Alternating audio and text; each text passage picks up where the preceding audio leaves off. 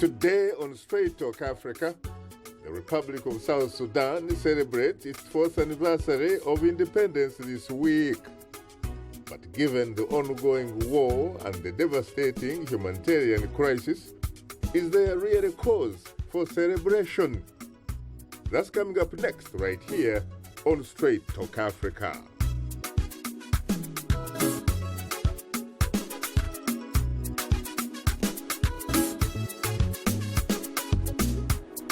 Hello, welcome to Straight Talk Africa, live from the Voice of America studios here in Washington.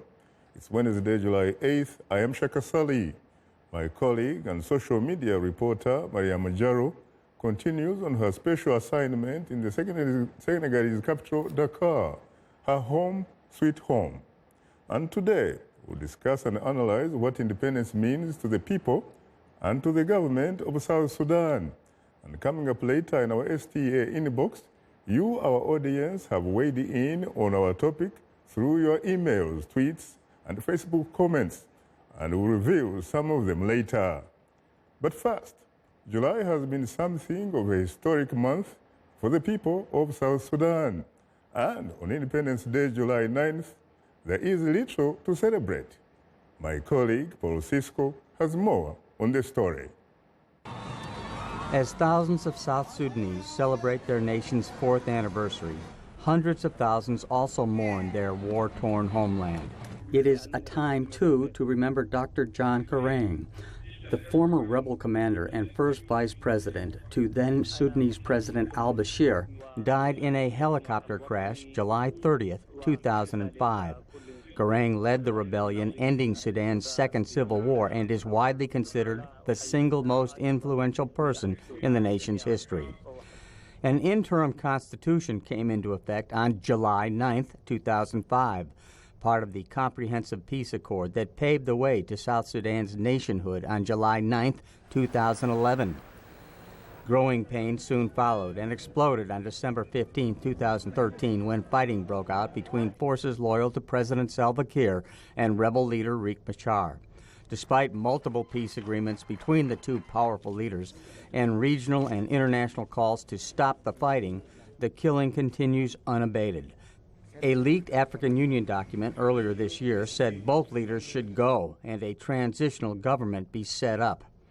Peace talks hosted by the Intergovernmental Authority on Development, IGAD, have repeatedly fallen short, and the United Nations Security Council has imposed sanctions on the country. UNICEF says scores of children have been abducted and are being used as child soldiers in the civil war. United Nations human rights spokesman Ravina Shamdasani. For more than 17 months now, women, men, and children have been suffering from the effects of this man-made catastrophe. Tens of thousands have died.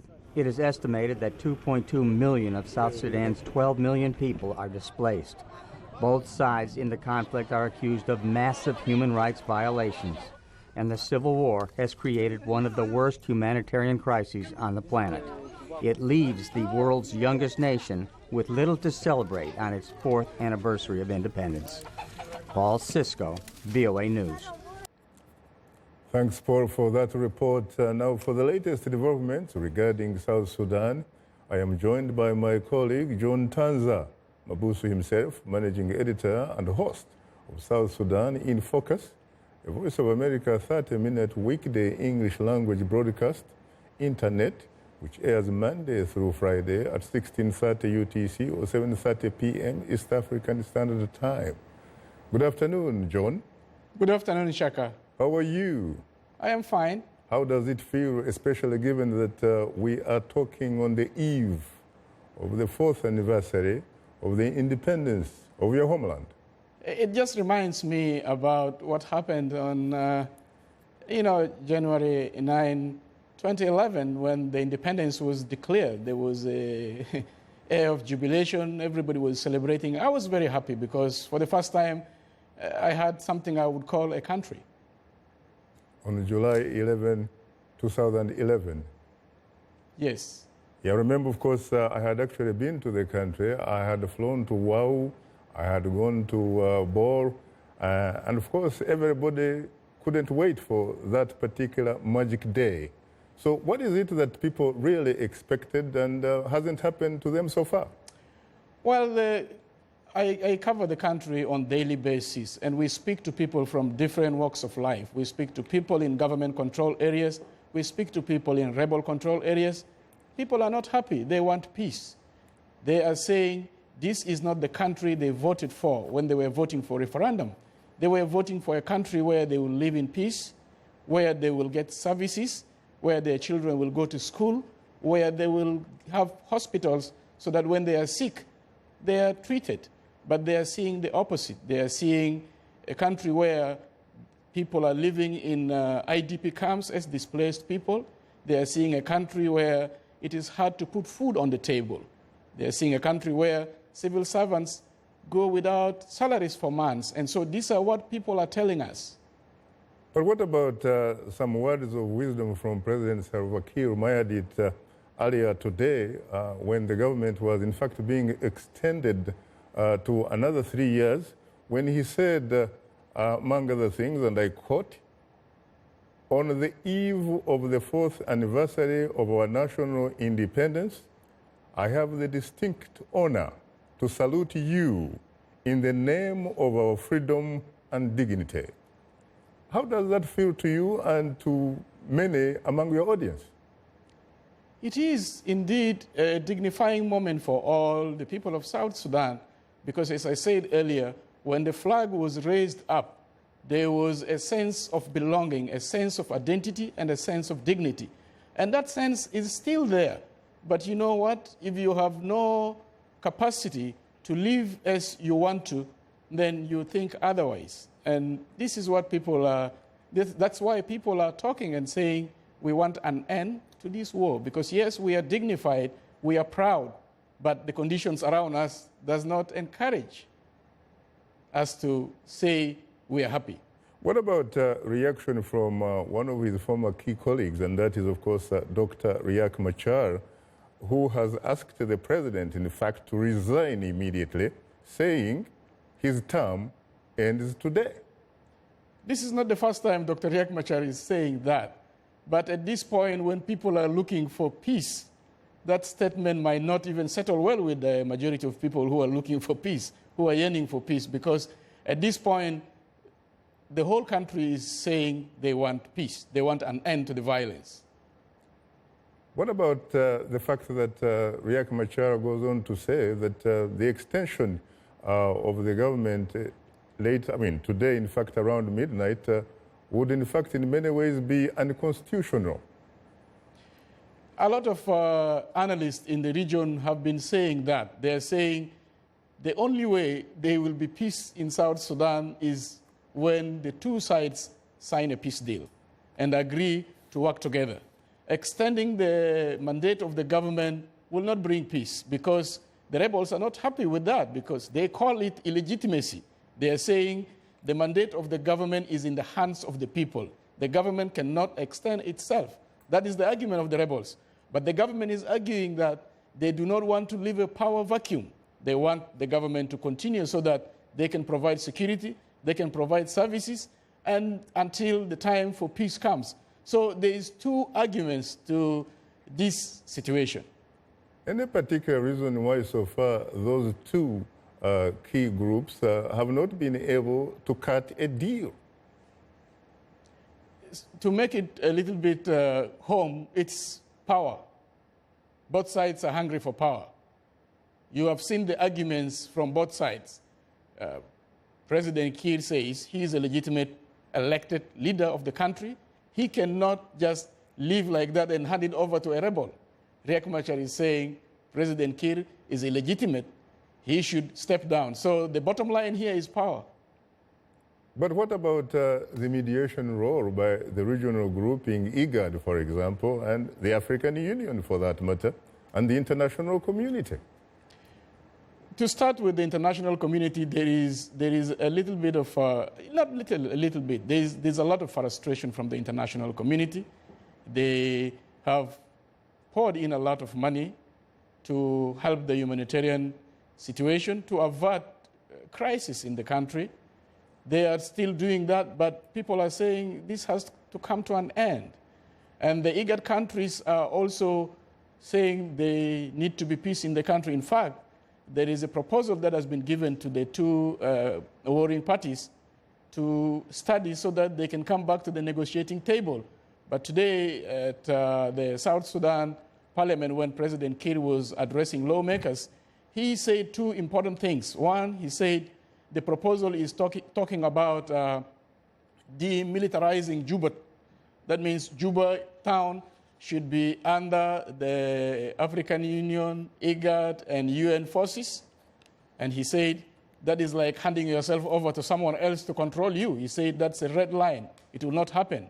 He also said there is a proposal about governance, that 53% of governance in the areas affected by the conflict, that is Jonglei, Upper Nile, and Unity, will go to the rebels. And he told the parliamentarians that if you give Jonglei, Upper Nile, and Unity to the rebels, you are actually encouraging a breakaway of the country. They will ask for self-autonomy. So he said that is also another red line. So an indication of those statements is sending a clear message that the government is not even happy with this proposal that was passed to them of late. And we are yet to see when they will go back to Addis Ababa, because up to now, there is no set date for the resumption of the negotiations. I see. Well, thank you very much, John, for your insight. It's my pleasure to be here. Now, joining us here in our Washington studios are three distinguished guests. Ambassador Baak Wol, Deputy Head of Mission of the Embassy of the Republic of South Sudan to the United States. Ruth Mwoktang, SPLM/SPLA in opposition, representative to the United States and a former member of parliament in the South Sudan National Legislative Assembly. And last but not least, Noah Gottschalk, Senior Policy Advisor for Humanitarian Response at Oxfam America, based here in the nation's capital, where he focuses on Sudan, South Sudan, the Democratic Republic of the Congo, Syria, as well as broader conflict and human rights issues. Well, gentlemen, I have to say honestly that I'm profoundly honored and exceedingly humbled to have the opportunity to host the three of you on Straight Talk Africa for the first time. Thank you very much. You're most welcome. Thank you. Later in the program, we'll give you, the audience, a chance to call and talk with our guests. The number to call is 202-619-3111, and the US country code is 1. Now, in fact, we do have a few minutes to interact before the break. Let me come to you, Mr. Ambassador. How does it feel on the eve, of course, on the 4th anniversary of your independence? Is there anything, frankly, to celebrate, given that a lot of people on the ground, frankly, probably you're talking about people with empty stomachs here? Thank you, Shaka. I just want to take this opportunity to thank the Voice of America for hosting this discussion. I also want to take this opportunity just as a way of answering your question to congratulate the people of South Sudan for the 4th independence, and to say that there is something to celebrate. In fact, this independence came after 5 decades of struggle, and after having lost over 2 million South Sudanese people. The sacrifice of our people is what resulted in the independence we are celebrating tomorrow. It is not something that started 4 years ago. It is something we started since 1955. The people of South Sudan all over the world have something to celebrate, because it is about celebrating the sacrifice of our people, celebrating an achievement that our people have been fighting for over 5 decades. I see. Well, now we'll pause for a short break, and would like to remind you that Straight Talk Africa is now on the social networking website Twitter, and we are tweeting live. Follow us at VOA Shaka. That's VOA Shaka, and join in on today's discussion with your questions and comments. Don't forget to use the hashtag VOA South Sudan. And we are still on Facebook. Just enter the keyword Straight Talk Africa. Become a fan and connect with other friends of the Voice of America. We'll be right back with you, so please don't go away. The conflict in South Sudan started in December 2013 when President Salva Kiir accused former Vice President Riek Machar and his colleagues of plotting to overthrow his government. Machar denied the allegations and accused Kiir of carrying out violent purges. The accusation sparked violence among supporters of the groups, causing the death of thousands and leaving millions displaced. Several NGOs have accused both warring sides of committing crimes against humanity, including mutilation, rape, and extrajudicial executions. President Kiir has warned that the country is at risk of famine if the violence continues. UN Security Council issued sanctions based on a report alleging the South Sudan People's Liberation Army SPLA, the SPLA in opposition, and its affiliated armed groups may have committed widespread human rights abuses.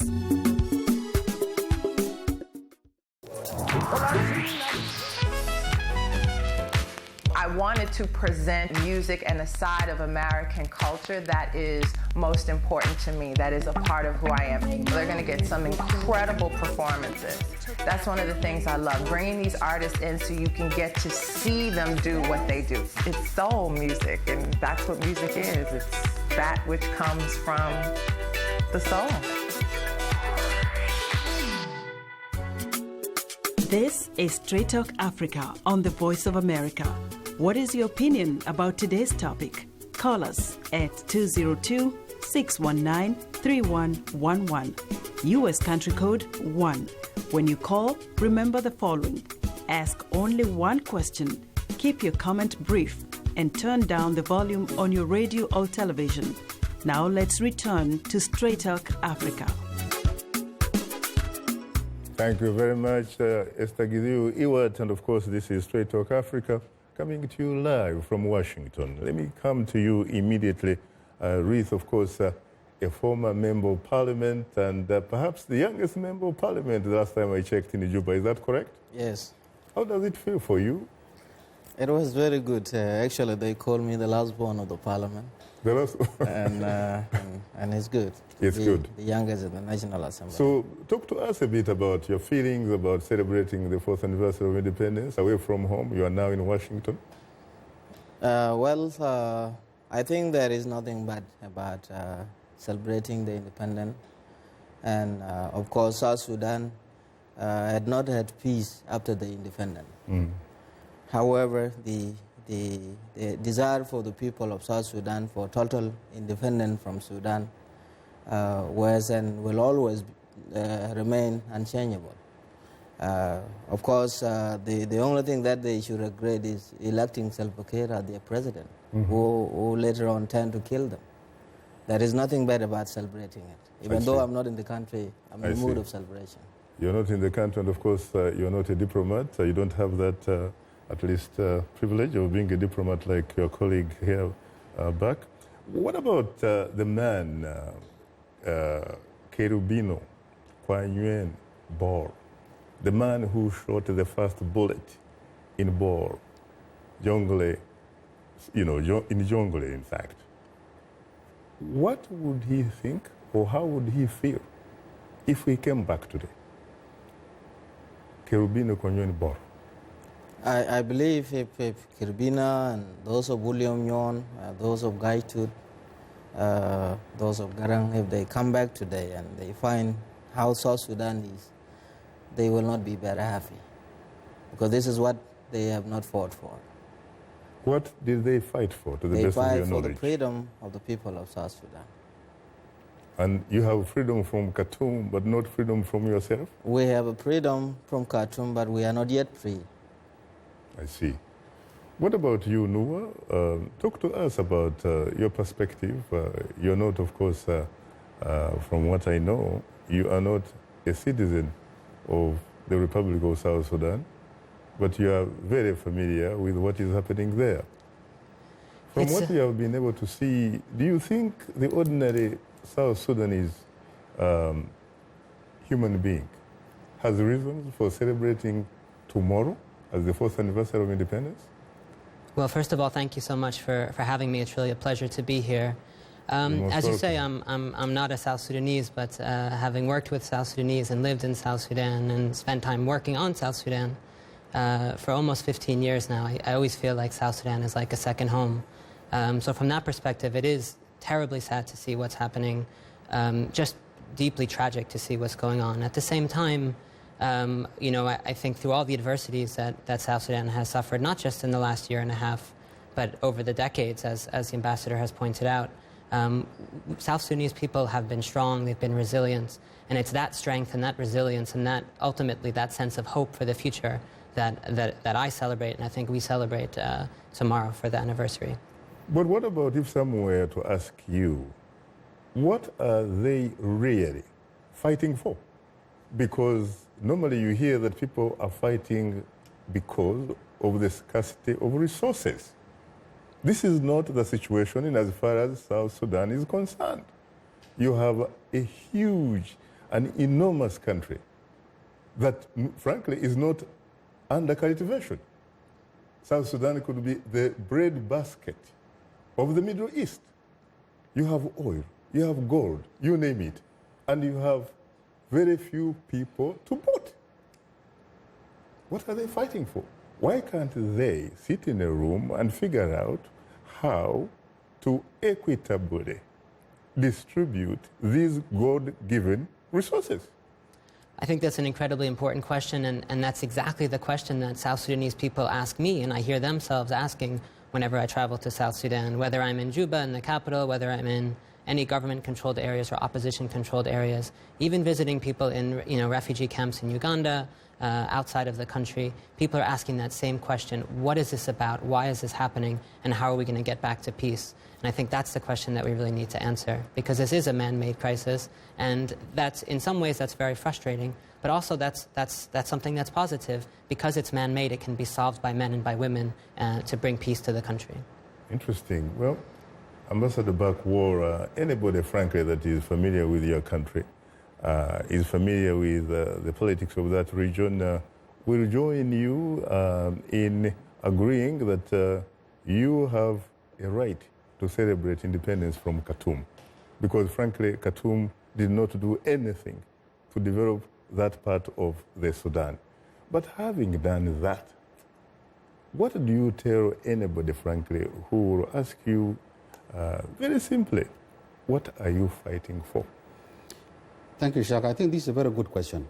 But before I answer that, I want to also recap on the question you have asked my colleague about how will our late leaders, some people like Karbina Kwanyan, how would they feel if they come back? I think the man who shot the first bullet, including our late leader, Dr. John Garang, they will feel very proud of our current leader who stood the cause.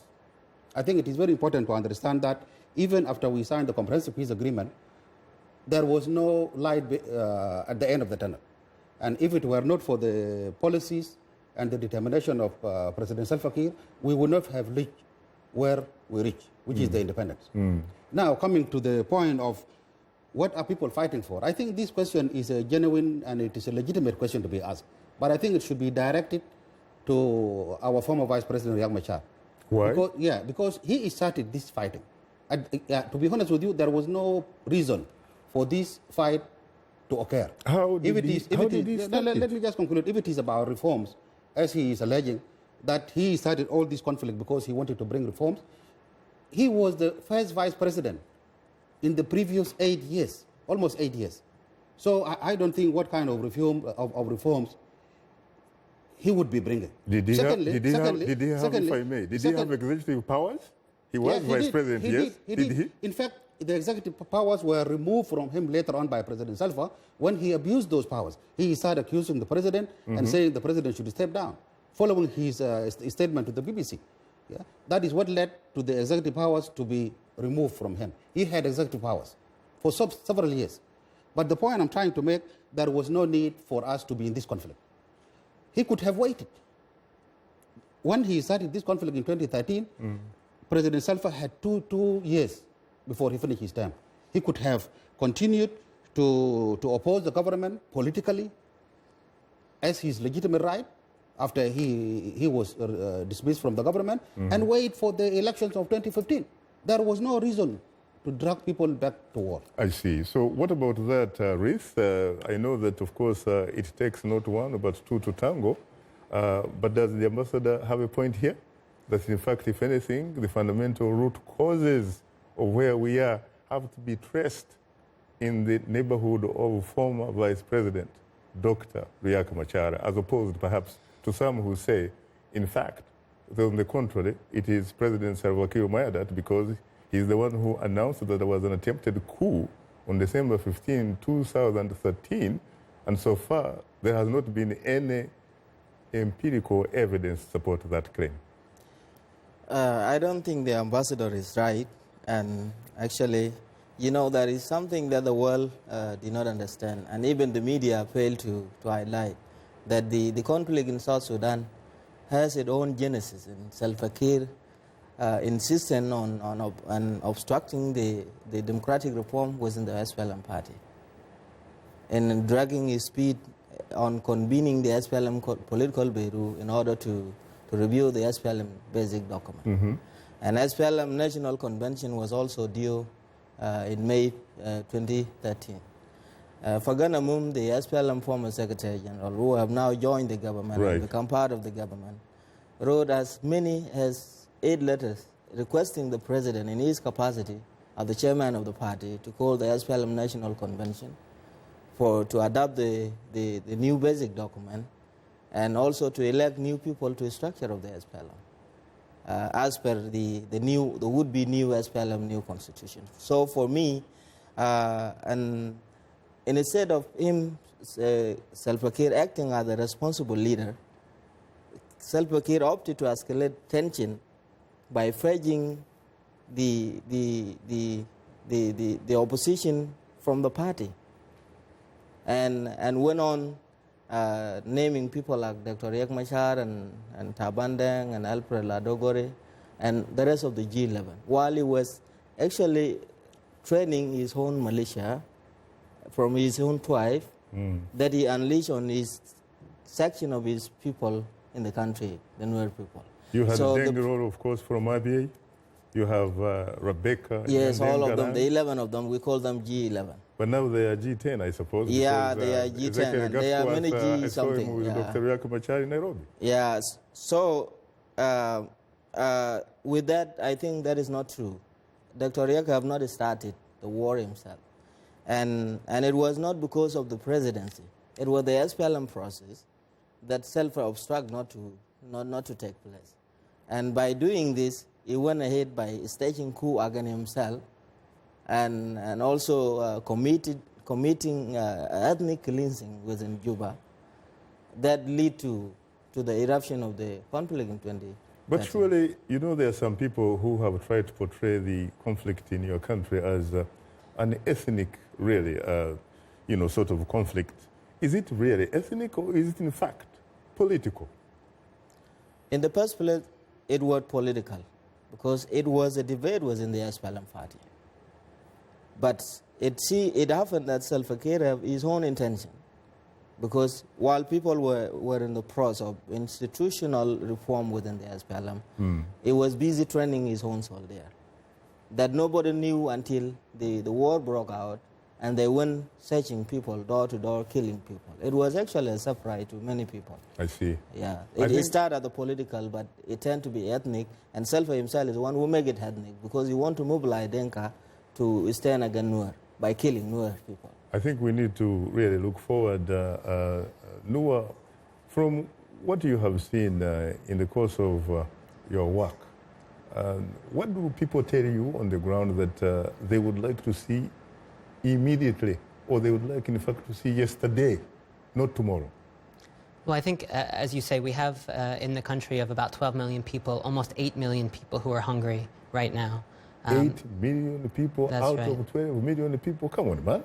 2/3 of the country, and those numbers are only expected to rise. Those are people who are in need of food, who are in need of assistance, and what we're seeing because of fighting, that's happening is that while humanitarian aid groups like Oxfam, like others, have been able to reach a lot of people and save many lives, as the conflict is continuing, many of us are being forced to suspend operations, to withdraw staff. We're not actually able to reach people in need. So what people really say to us wherever we go is, we want the conflict to end. They're much less concerned, I think, with how it started, but how it's going to end. And they need the conflict to end, and they want to go back to that, to their normal lives and to the hope and the dream that was South Sudan, which was a future of peace, of stability and prosperity for all the people. And I do want to comment on this political versus ethnic issue, because I think it's incredibly important that viewers in South Sudan and across Africa and the world understand that this is not a question of one ethnicity fighting another ethnicity. We've seen in our work so many different stories of people from Nuer community, from Dinka community, reaching out to their neighbors from other ethnic groups, saving the lives of many of them in many cases. And of course, there is a dimension, unfortunately, of this conflict that has become ethnicized as it's gone on. But I think between the Dinka people and in the Nuer people, there's not a hatred between them. And in fact, quite the opposite. There's a great deal of love and respect and so many positive examples of people really helping one another. So from the little that you have seen, would it be accurate, or would it in fact be fair to say that perhaps people are actually fighting for government positions? Again, I don't know why people are fighting, and I think that's one of the hardest things to understand when you see, people should be fighting to improve the literacy rate. They should be fighting to build schools and build roads. And so to see the country sliding into this kind of conflict, it's so sad. And I think that's what South Sudanese from all backgrounds, from all parts of the country, from all political beliefs tell me, which is we need to stop this as quickly as possible and get back on the road to recovery and growth and development. I hear you. You are tuned in to Straight Talk Africa. We'll have more of a discussion in a moment, but first, we'll reveal some of the feedback we have received from you, our audience, through social media. Now here is our letter of the week from a Straight Talk Africa Facebook fan in the Netherlands who responded to our question of the week. Letter of the week. Gordon Majue Kayen of Kampen, Netherlands writes, I'm a South Sudanese and I'm proud to have seceded from Khartoum 4 years ago. No regrets at all. There are wars always in Africa when a country is at its takeoff stage because people have limited resources to meet their needs, especially after living in despair for 22 years as a result of civil war in southern Sudan in particular. However, South Sudanese now realize war is not the ultimate solution to our problems and the need for unity to rebuild our nation. On this note, I want to assure you that South Sudan will be peaceful soon, like any other nation within the continent.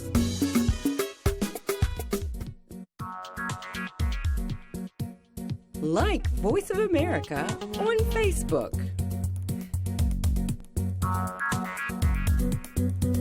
Follow VOA on Twitter.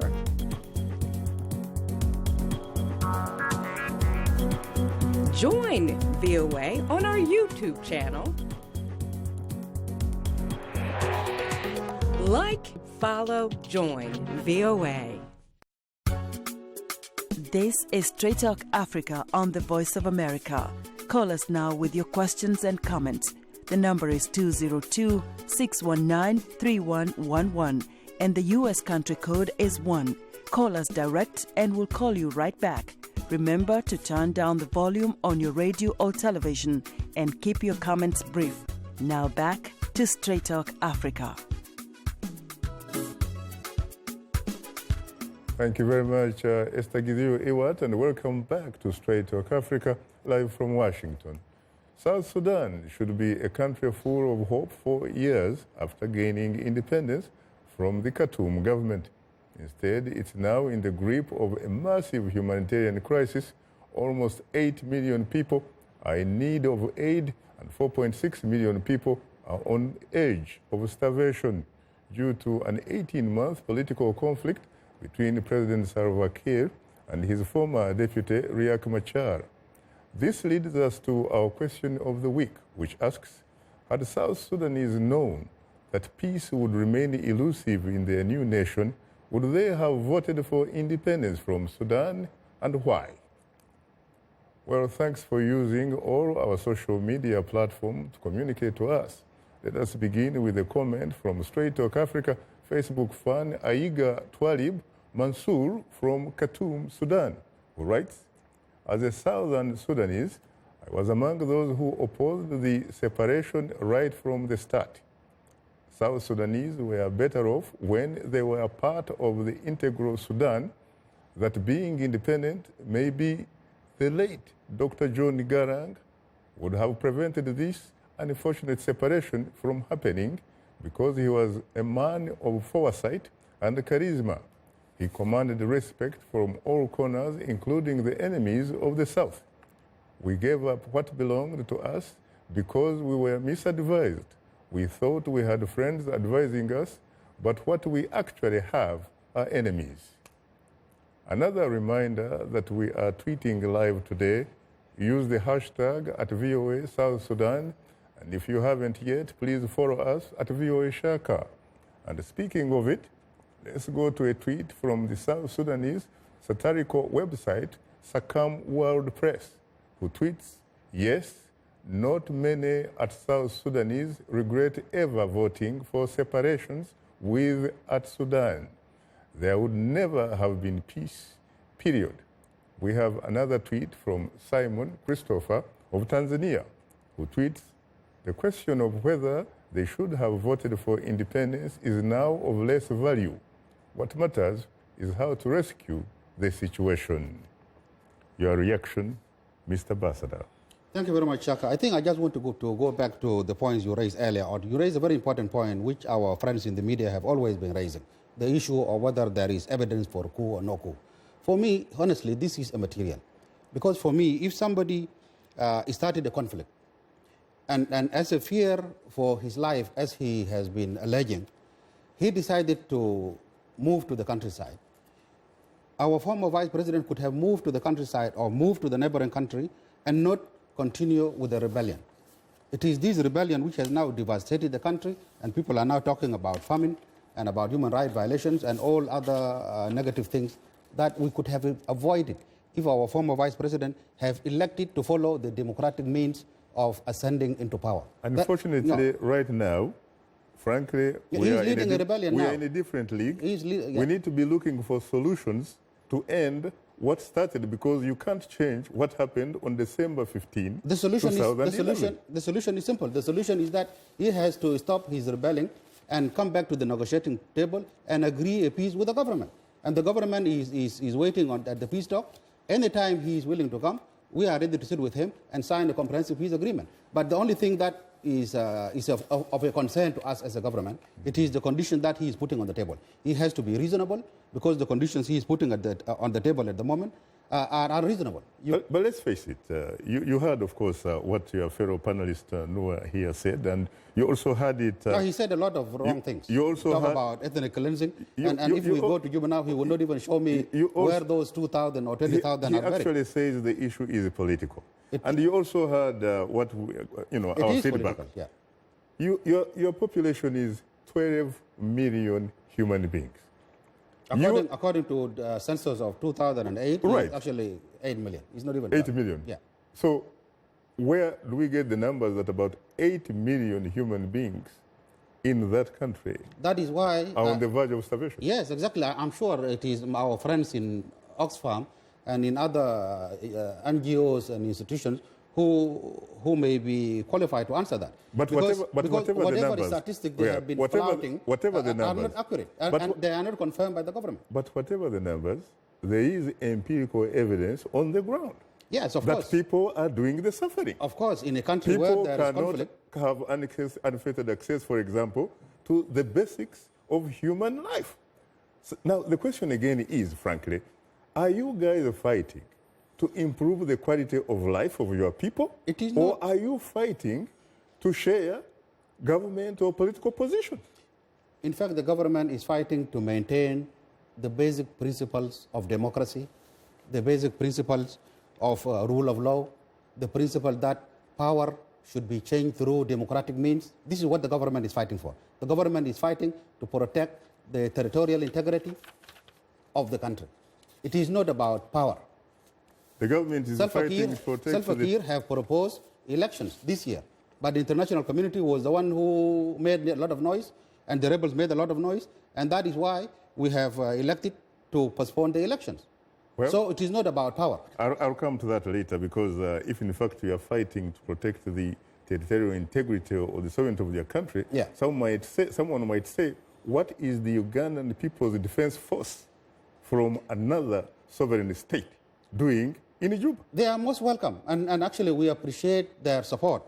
They have been there as a result of an agreement. We have a defense pact with the country of Uganda, and that is something normal. All countries over the world do that. I'm afraid time is not our best ally. We'll come to that later.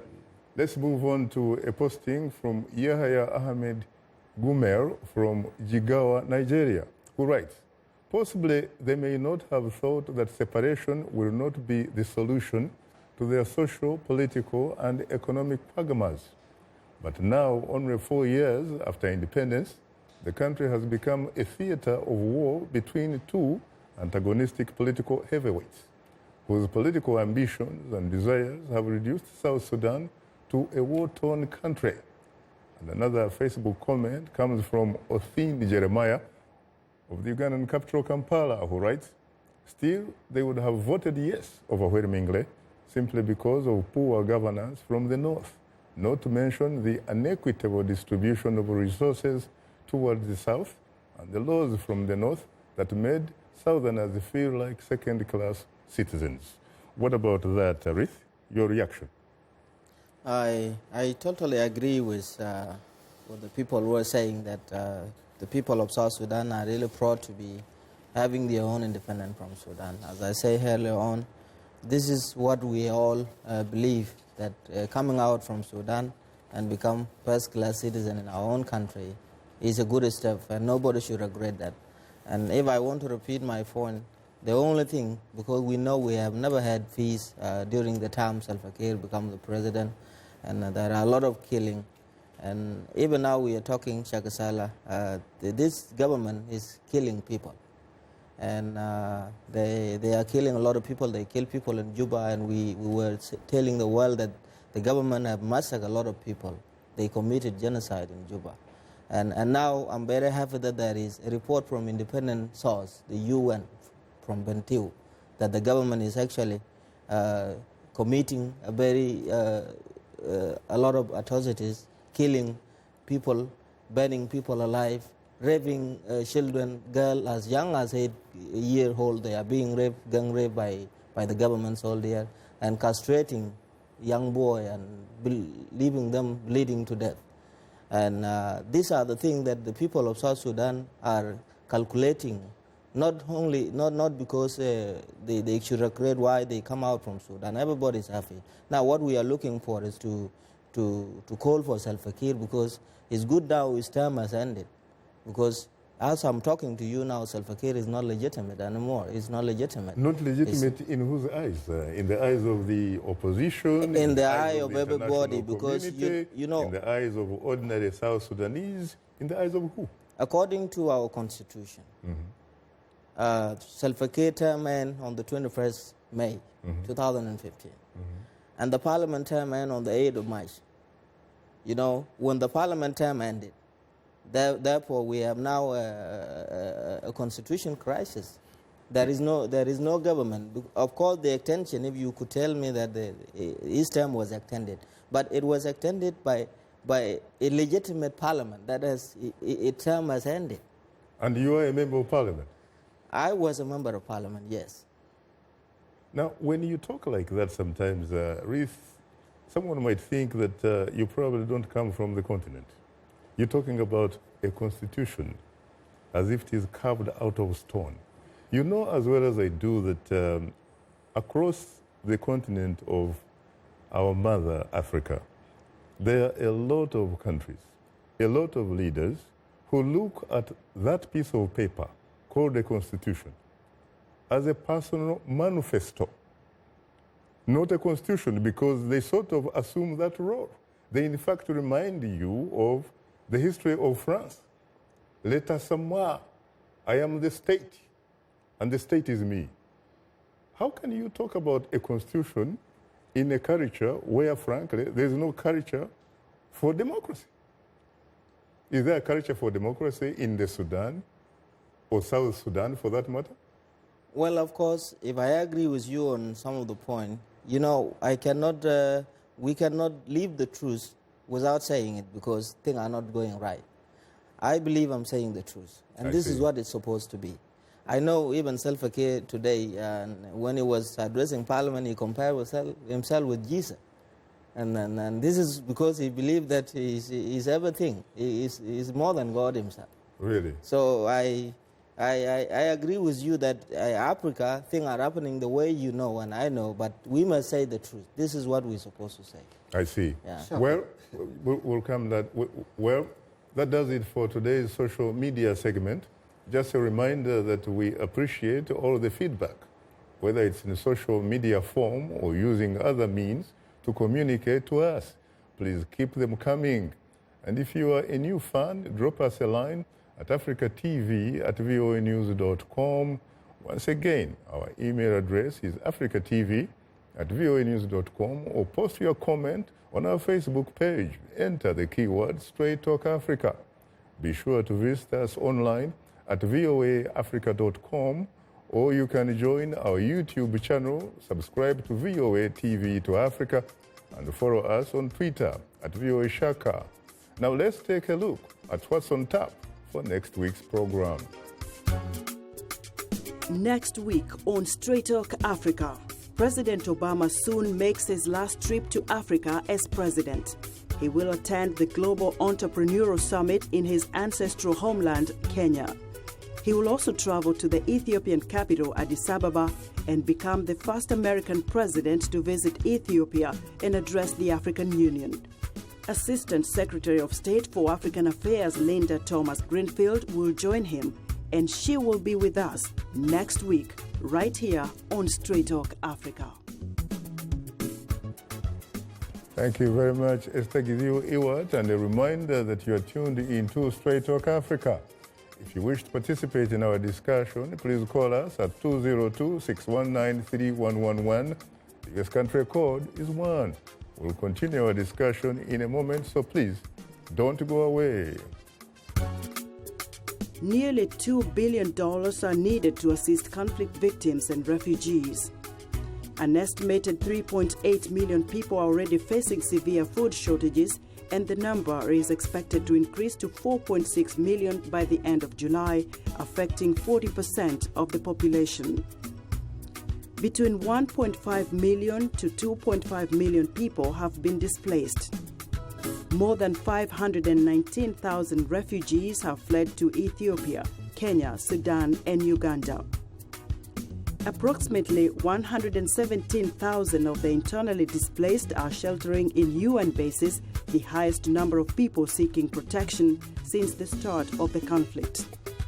Nearly 102,000, or 87% of the refugees, are women and children. The International Crisis Group estimates that at least 50,000 people have been killed during the conflict.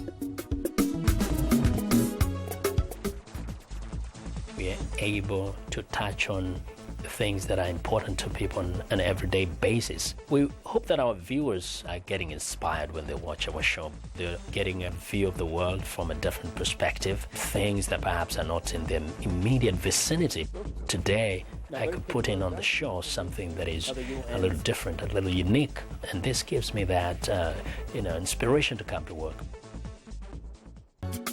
If you like today's show, please write and tell us what you think or give us some suggestions. Be sure to tell us what station you're tuned into. Our address, Straight Talk Africa, Voice of America, 330 Independence Avenue Southwest, Washington, D.C. 20237 USA. Or send us an email at africatv@voanews.com. Log on to our website at voaafrica.com. Or post your comments on Facebook. Keywords Straight Talk Africa. Thank you very much, Esther Giziu Iwat. And of course, we have to go to the lifeline of the show, which are the telephone callers. Good evening, Samuel from Uganda. You're most welcome to Straight Talk Africa. Good evening, Shaka Sali. How are you? I am hugely terrific. How are you today? I'm very, very fine. Let me go straight to Ambassador Baak Wol. Mr. Ambassador, sir, how far has the African Union tried to bring together the warring factions in Southern Sudan? How is the international community facilitating the negotiations between Riek Machar and Salva Kiir, the incumbent leader of Southern Sudan? Because the audience would tell you that, wait a minute, whenever there is an agreement signed by the two warring factions, then there comes war. What is your take, Mr. Ambassador? Thank you very much, Shaka. You're most welcome. You want to go for it? Yes, please. Yeah, go thank for you, it. Samuel. This is a very good question. I think the African Union have been trying their best through the mechanism of the IGAD. And the IGAD have managed to bring the two sides, the government and the rebels, together several times.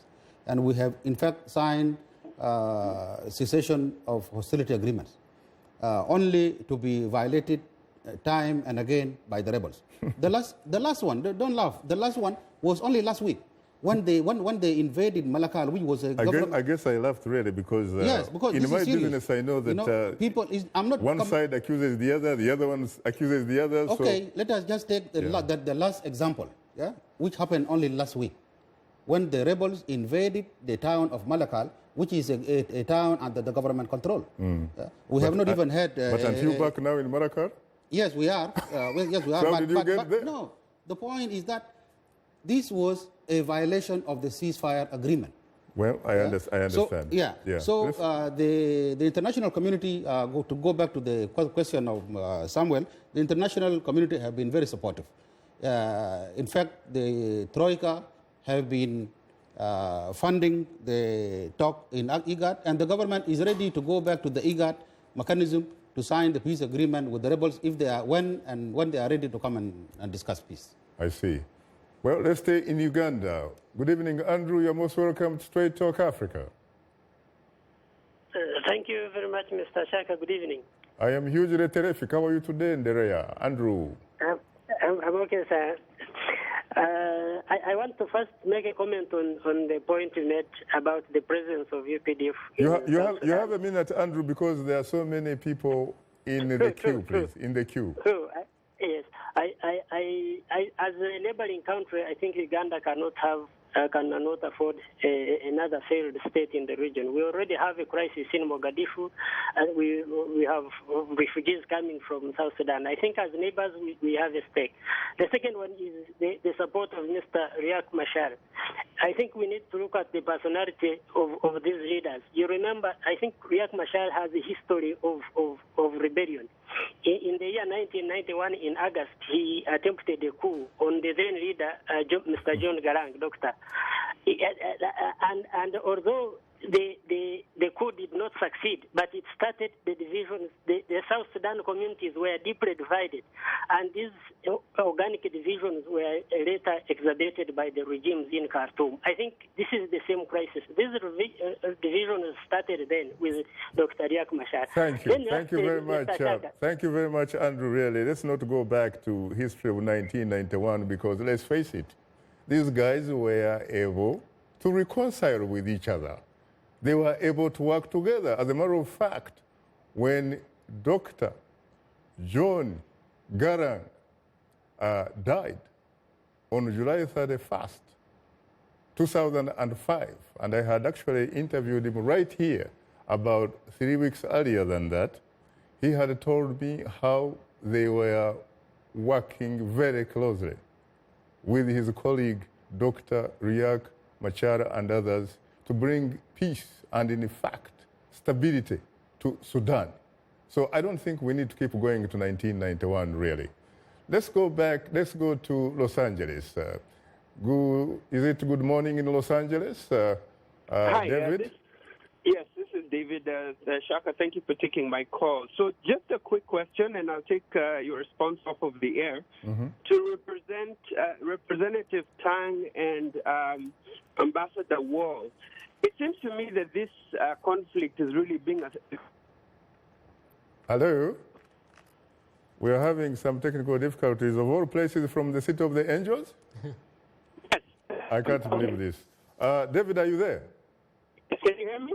Yeah, we were having some technical difficulties. Can you talk again? Please. Yes. So, okay, so the question is it possible that we could raise this, put the question back to the people of South Sudan, possibly an solution in the South? So a division, one state to be led by Mr. Machar and another one by Mr. Kiir. And I'd like Mr. Tang and Mr. Wol to address that so that we can end all this fighting. Thank you. Another state, it's very interesting because maybe it touches on the issue of federalism.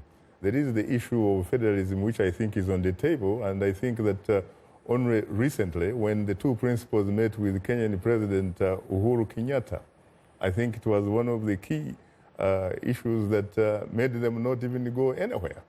Would you like to react to that? Yeah, thank you very much, Shaka. I think I will not go to the first caller because you already answered. 1991. Yeah. So why do we keep going back? Can I? Yeah, please. Okay. Yeah. Yes. About 1991, actually, it was not cool. It was, a division of. It was a rebellion. You said you are not go going ahead. to it, and then Okay. Yeah. Even people like Lamakor were part of the game. And what have you? It was the different. Andrew was making a point. It was the different of the vision. Dr. Riek wanted South Sudan as an independent country. Correct. And Garang won the whole Sudan. This is where the two leaders were different. Even though, even Dr. Garanga's wife herself has told me, frankly, that she used to remind her husband that he may, in fact, have been sleeping with an enemy. Exactly. Therefore, when people were divided, not only Dr. Riek, there were a lot of people going with Dr. Riek, like Dr. Lam, those Son Arok, those Kilbina Kwanye. These were those people who believed that they need South Sudan because it seemed that Garang was taking people for a ride and people did not understand what they were going for the Sudan. So that one was not actually a coup that you call a coup. Of course, people die in both sides, and good enough they came to reconcile him and Garang. So we say now this has become a past story, and Dr. Riek still have the vision of having South Sudan. By the way, the peace agreement, the comprehensive peace agreement, was actually a sandwich of a Khartoum peace agreement that Dr. Riek has signed. Because Dr. Riek was the champion of self-determination. Yeah. And actually the self-determination was what made Riek Machar accept to match with Garang. Because when Garang accepted that, the self-determination will be included. I can claim credit for having linked Riek Machar with John Garang through Ugandan President Yoweri Museveni. He met, I remember, with Riek Machar in a town called Kasani in Botswana and flew to Uganda, and eventually Riek Machar and John Garang were back doing business together against Khartoum. Yeah. Unfortunately, time happens not to be our best ally, and here we have to be democratic. We have to go. On that note, thanks to our distinguished guests, Ambassador Baak Wol, Deputy Head of Mission of the Embassy of the Republic of South Sudan to the U.S., Ruth Muok Tang, SPLM/SPLA in opposition representative to the United States. And last but not least, Noah Gottschalk, Senior Policy Advisor for Humanitarian Response at Oxfam America, based here in the nation's capital. Thanks to our affiliate stations, along with our viewers and listeners, we thank you for tuning in. For many of our Voice of America radio affiliates, Learning English is coming up next. And tomorrow morning, it's Daybreak Africa with James Bate. On behalf of the Voice of America, thanks for tuning in to Straight Talk Africa. In the meantime, get better, not bitter, South Sudan. And please remember to keep the African hopes alive.